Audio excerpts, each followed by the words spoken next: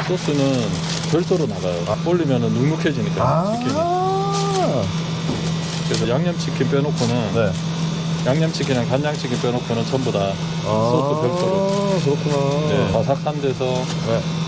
소스를 올려 드셔야 되니까. 와, 진짜 치킨 색깔 진짜 노릇노릇. 안녕하세요.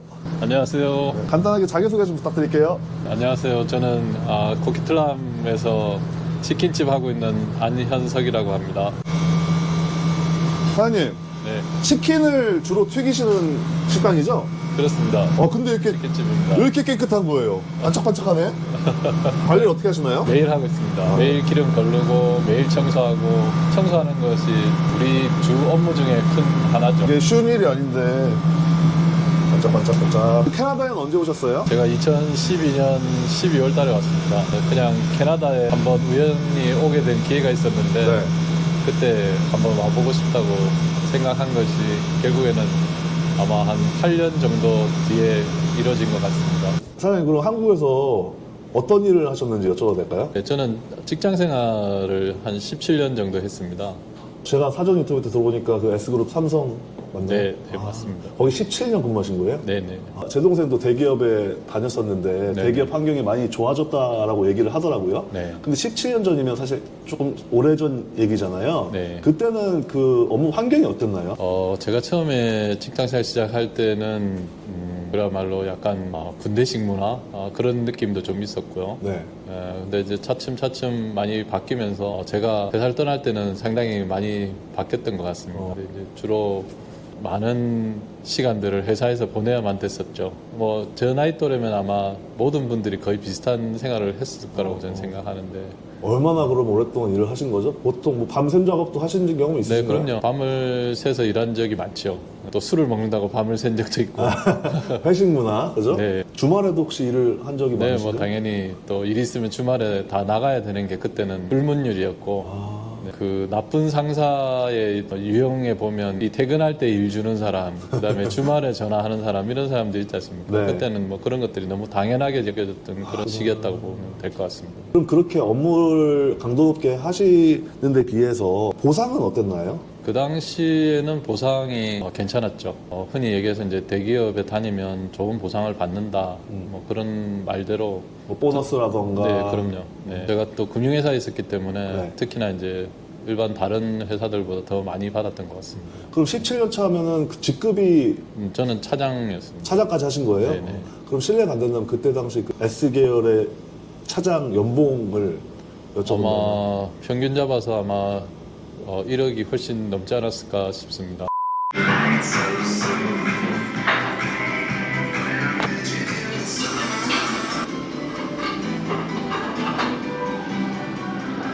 지금 하고 계신 치킨에 대해서 한번 간략하게 소개해 좀. 지금 한국에서 커가고 있는 그 충만치킨이라는 브랜드입니다. 사실 저는 한국에 있을 때는 잘 몰랐고 제가 이제 이런 식당 비즈니스를 하려고 저희 식구들하고 밴쿠버에 있는 많은 치킨집을 다니면서 직접 먹어보고 네, 그렇게 해서 제일 괜찮은 것 같아서 시작했습니다. 그래서 저는 사실은 충만치킨 처음 들어보는 치킨인데 네네. 여기 보니까 뭐 타일랜드에도 있고 베트남에도 있고 한국에도 있고 이게 좀 글로벌 브랜드인가 봐요, 그죠? 네, 아무래도 요즘 한류 열풍 때문에 동남아 쪽에서 한국 문화에 대한 관심이 많아지고 해서 지점이 많이 진출한 것 같고요. 캐나다에는 그럼 몇 개 지점 정도가 있죠? 지금 현재는 13개까지 되고 있는 걸로 알고 있습니다. 캐나다에 13개나 있어요? 네, 네. 사장님, 그리고 학교도 굉장히 좋은 대학교 나오셨다고. 네, K대 맞나요? 네, 맞습니다. 어떤 전공? 인문방송학 전공했습니다. 그럼 제 개인적인 기준이에요. 네. 고려대학교 나오시고 S계열의 회사 다니셨고 17년 엘리트 코스를 밟고 캐나다에 이민 오셨는데 캐나다 오셔가지고 어떤 일 하셨어요? 이민을 하기 전에 요리 학교를 한 1년 반 정도 다녔고요. 한국의 요리학교요? 아니요, 캐나다에서. 캐나다에서요? 네네. 오. 졸업하고 나서 이제 서양 사람들이 하는 그냥 레스토랑에서 일을 좀 했었고요. 어떤 포지션으로 일하신 거예요? 쿡을 했었죠. 그때 이제 이민이 잘 안 돼서 네. 일식집으로 가서 일식당에서 또 일을 또 하게 됐고요. 그래서 이제 일식당에서 영주권을 받았습니다. 생각에는 네. 그렇게 엘리트 코스 밟으시다가 식당 이렇게 조금 어떻게 보면 힘든 일 하시면 네. 현타도 오실 것 같은데 어떠셨어요? 글쎄요, 아마 이민을 생각하시는 분이라면 다 한번 좀 생각해 보셔야 될 문제인데 맞아요. 한국에서 내가 뭘 했고 이런 것들을 여기 와서 대부분 잘 이어가는 사람들이 그렇게 많지 않습니다. 그래서 이제 그런 경험이 잘 이루어진다면 제일 좋은 케이스가 될 것이고 그렇지 않으면 일반적으로는 전혀 해보지 못했던 그리고 또 한국에서 상상도 못했던 그런 일들을 대부분 하게 돼요. 근데 중요한 것은 내가 어떻게 살려고 하는지가 중요한 것 같습니다. 그래서 내가 지금 뭘 하고 있냐보다는 내가 무엇을 위해서 사는지가 더 중요할 거라고 봐요. 그런 생각이 있으면 아마 잘 견뎌내실 수 있지 않을까 이렇게 생각합니다. 그러면 현타는 절대 안 오셨다는 말씀이신가요? 그렇지 않죠. 제가 이제 그때 조금 나름 좀 힘들었던 시기는 양식당에서 근무할 때 네. 식사를 해야 되는데 식사를 레스토랑 안에서 못하고 밖에서 했어요. 근데 이제 식사하는 장소가 네. 쓰레기장 옆에 아유. 있는 조그만 공간이 있었는데 거기서밖에 할 수 없었어요. 왜 그런 거예요? 자리가 없으니까요. 그래서 이제 거기서 도시락 먹으면서 조금 고민을 많이 했었죠. 이렇게 해야 될까 이런 생각도 했었고 근데 그때는 일단 이민을 해야 된다는 그런 목표가 있었기 때문에 그냥 잘 넘긴 것 같습니다. 그러면 그렇게 어떻게 보면 현타가 올 때도 계시고 힘든 시기도 있으셨는데 버틸 수 있었던 뭐 원동력이 뭐였을까요? 이민이라는 것이 모든 것을 새로 시작하는 거라고 봅니다. 그래서 제가 나이가 40이 넘어서 여길 왔지만 네. 사실 어찌 보면은 인간관계라든지 사회 적응이라든지 이런 것들이 사실 걸음마부터 시작하는 거기 때문에 모든 것은 자기가 감수하고 그걸 이겨내겠다는 생각을 해야만 사실은 살아갈 수 있는 그런 상황이 되는 거죠. 그거를 만약에 못 견뎌낸다면 아마 그래서 한국 돌아가시는 분도 계시는 것 같고 많은 것 같아요. 요즘에 네, 특히나. 네. 자기를 내려놓는다 이런 얘기를 많이 하는데 네. 사실 내려놓을 필요도 없지만 네. 중요한 것은 여기서 한 가지 밟아가면서 알아가면서 남들이 40-50년 동안 했던 것을 내가 2-3년 안에 해야 된다는 그런 생각을 한다면 결국 많은 노력과 시간 그 다음에 또 자기 물질적인 것도 필요하겠죠. 사실. 그렇죠. 경비도 많이 써야 되고 네. 그런 것들을 견뎌낼 수 있어야 된다고 생각합니다. 그러면은 어떻게 보면은 그렇게 어려운 시절 지금 보내시고 이미 몇 년 차시죠? 이제 12년 차 12년 차? 그러면은 지금 애기들 다 컸을 거 아니에요, 그죠? 네, 다 대학생들이죠. 이민 생활 어떠세요? 뭐 만족스러운 부분도 있고요. 만족스럽지 않은 부분도 있는데 근데 한 가지 분명한 것은 한국에서 제가 지낼 때 참 많은 것들을 당연하다라고 생각했던 것 같습니다. 그래서 여기 와보면 캐나다 선진국이지만 또 캐나다를 안 좋게 얘기하는 사람들은 그런 부분들을 많이 얘기하는데 실제로 한국보다 불편한 것들이 상당히 많고 맞죠. 상상하지 못했던 그런 일들을 많이 겪게 되거든요. 근데 그런 것들을 하나하나 겪어가면서 제가 한국 생활하고 비교해보면 정말 한국에서는 내가 이런 것들을 너무나 당연시 여기고 그렇게 했었다라는 생각을 많이 하고 있죠. 예를 들면 어떤 예를 들면 이제 자동차에 뭐 문제가 생겼다 이렇게 했을 때 한국에서는 제가 자동차 본넷을 열어본 적이 없어요. 그러네요. 근데 여기서는 본넷도 열어봐야 되고 맞네. 체크도 하고 자기가 간단한 정비도 하고 또 유튜브 보면서 직접 수리도 하고 맞아요.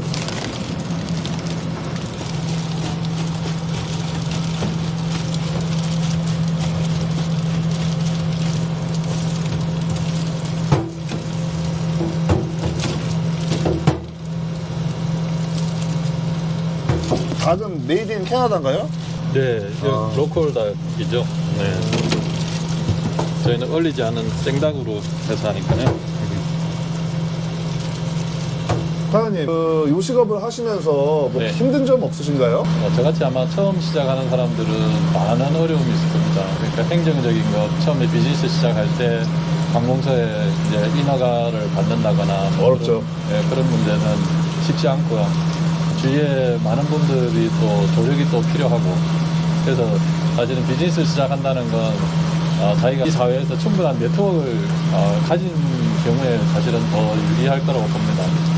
저 같은 경우에는 이제 여기 계신 제 군대 선배님들이 많이 도와주셨고 또 학교 선배님들 많이 도와주셨고 그래서 그런 부분들은 많이 도움이 됐던 것 같고요. 많은 사회 활동들을 많이 하셔야 됩니다.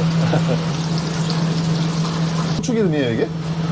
안에 염지에 고추 분말이 들어있어가지고 이게 고추 분말이 들어있구나. 색깔이 금방 바뀌어요. 고추 분말을 넣는 이유는 뭐예요? 깔끔한 맛. 아, 깔끔한 네. 맛. 소스는 별도로 나가요. 와, 진짜 치킨 색깔 진짜 노릇노릇. 2004년도에 우연찮게 캐나다에 올 일이 있었습니다. 출장인데 제가 인솔을 하게 된 그런 업무를 맡게 됐어요. 네. 스케줄 중에 잠깐 쉬는 시간이 있었는데 로키에서 호숫가에서 이제 사람들이 너무너무 평화롭게 또 즐겁게 이렇게 지내는 걸 보고 아 여기 좀 다른 세상도 있구나 이런 생각이 들어서 그때 이제 캐나다에 대해서 관심이 되게 많았었고 네. 언젠간 내가 여기 와봐야겠다는 생각을 했었습니다. 아이들이 자라면서 교육이라든지 그 다음에 저의 직장생활의 미래라든지 여러 가지를 생각하다 보니까 이민을 결심을 하게 됐던 것 같습니다. 근데 이제 그렇게 캐나다 2004년에 오셨다가 네. 그 이민을 결정하기까지 한 7년이라는 시간이 걸리셨네요. 네, 거의 7, 8년 정도 걸렸죠. 어떻게 보면 굉장히 긴 시간이라면 긴 시간인데 이렇게 시간이 오래 걸린 이유가 있다면? 그 당시엔 제가 이제 그런 생각을 했었지만 네. 실제로 이제 한국에 돌아오고 나서 그때 또 이제 바쁘게 지냈죠. 예, 여러 가지로 그런 생각을 할 겨를이 없이 지냈었고 당시에는 제가 과장이었는데 그 다음에 또 차장으로 진급하고 또 그러는 과정에서 여러 가지를 생각하게 됐어요. 그래서 저희 미래라든지 아이들 교육에 대한 거 저는 집이 강남 대치동에 사셨다고? 네, 대치동에 가까운 도곡동에 있었는데 그야말로 그 교육 교육의 메카. 네, 엄청난 그 대치동 교육 열풍을 직접 목격하면서 그렇게 이제 보냈었는데 과연 이게 필요할까 이런 생각도 하게 됐었고 또 그런 것 때문에 힘들어하는 선배들도 많이 봤었고 그래서 여러 가지를 고려해서 하다 보니까 결국 이민을 결심하게 된 것 같습니다. 그 사실은 강남에서 생활을 하셨는데 네. 교육의 메카라고 하잖아요. 네. 거기 사실 강남에 못 들어가서 사람들이 사실 어떻게 보면 안달인데 네.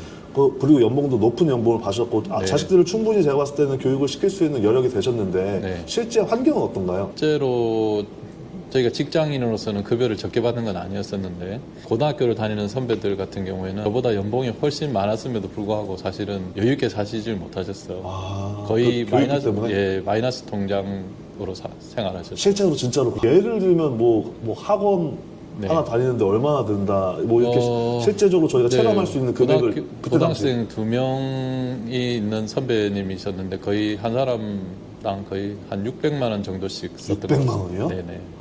그게 많이 쓰는 게 아니라 그쪽에서는 거의 평균? 그 정도는 써야 된다. 그 당시 분위기는 그렇게 하지 않으면 안 되는 분위기였기 때문에 그렇구나.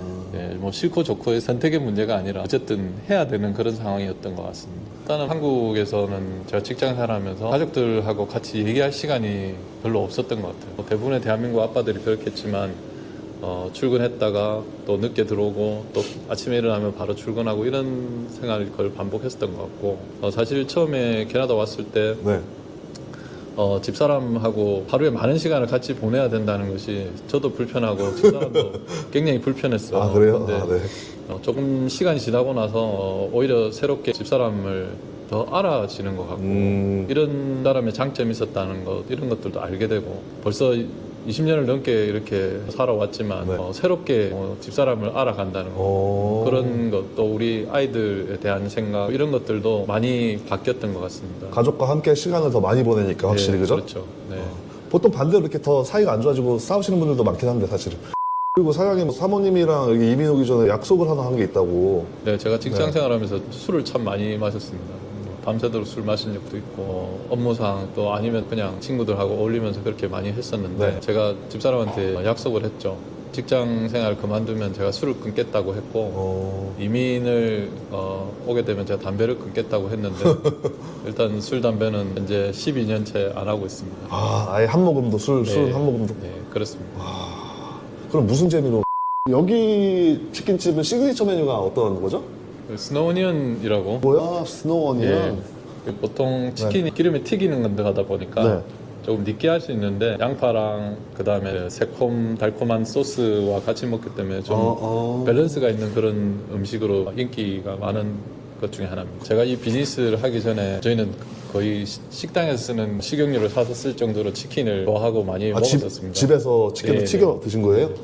제가 쓰는 그 집에 쓰는 튀김기가 4리터짜리인데 네.